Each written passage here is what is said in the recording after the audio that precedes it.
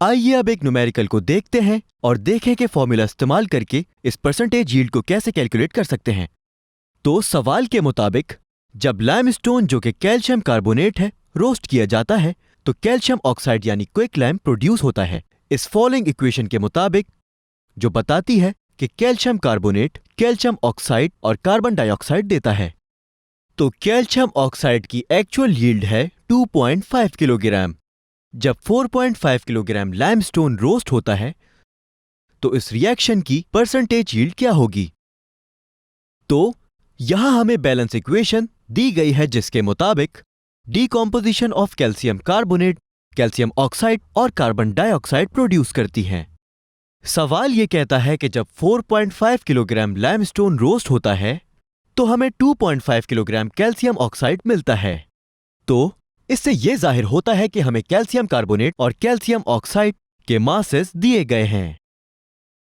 Okay, तो मैं मान लेता हूं कि आपको याद होगा कि पिछली वीडियोस में हमने डिस्कस किया था कि मास हमेशा ग्राम में जाहिर किया जाता है ना?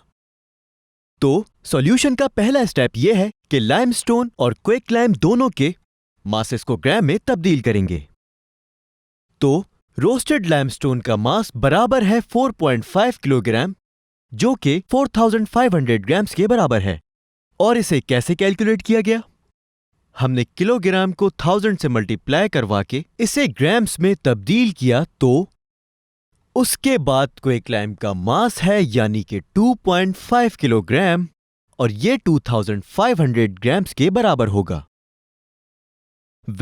हम एक्चुअल यील्ड को जानते हैं जो कि सवाल में ही दी गई थी, वो 2500 ग्राम्स है, लेकिन हम थ्योरेटिकल यील्ड नहीं जानते हैं, है ना? तो थ्योरेटिकल यील्ड को मालूम करने के लिए हमें पहले कैल्शियम कार्बोनेट और कैल्शियम ऑक्साइड दोनों के मोलर मासेस मालूम करने की जरूरत है। कैल्शियम कार्बोनेट का मोलर मास 100 के बराबर है और कैल्शियम ऑक्साइड का मोलर मास 56 है। मैं मान लेता हूं अभी तक आपने इसे याद कर लिया होगा, क्योंकि इन मोलर मासेस को पिछले वीडियोस में रेफरेंस से कैसे कैलकुलेट किया गया है। यहां इस बैलेंस्ड इक्वेशन की तरफ वापस आते हैं। मान लें कि 100 ग्राम्स कैल्शियम कार्बोनेट 56 ग्राम्स हमें देगा 56 ग्राम्स कैल्शियम ऑक्साइड। दोनों की बैलेंस्ड केमिकल इक्वेशन में 1 मोल है, तो 1 ग्राम कैल्शियम कार्बोनेट कितना देगा? और वो होगा 56 डिवाइडेड बाय 100 ग्राम्स, राइट? जबकि हमें यह मालूम करना होगा कि यहां 4500 ग्राम्स ऑफ कैल्शियम कार्बोनेट से कैल्शियम ऑक्साइड का कितना मास प्रोड्यूस होगा। लिहाजा यह हो जाएगा 56 डिवाइडेड बाय 100 मल्टीप्लाइड बाय 4500। हमें मिलेगा 2520 ग्राम्स।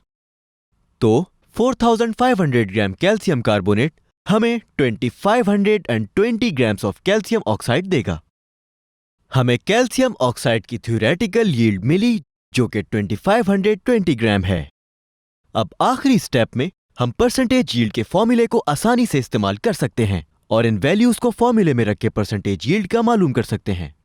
जैसे मैंने बताया, इसका फॉर्मूला है actual yield divided by theoretical yield multiplied by 100, यानी कि 2500 divided by 2520 multiplied by 100। Calculate करने के बाद इसका रिजल्ट आएगा 99.2%। That's right. ये कितना आसान था ना? एक बार जब हमें बैलेंस्ड केमिकल इक्वेशन मिल जाए तो हम आसानी से इन सवालात को सॉल्व कर सकते हैं।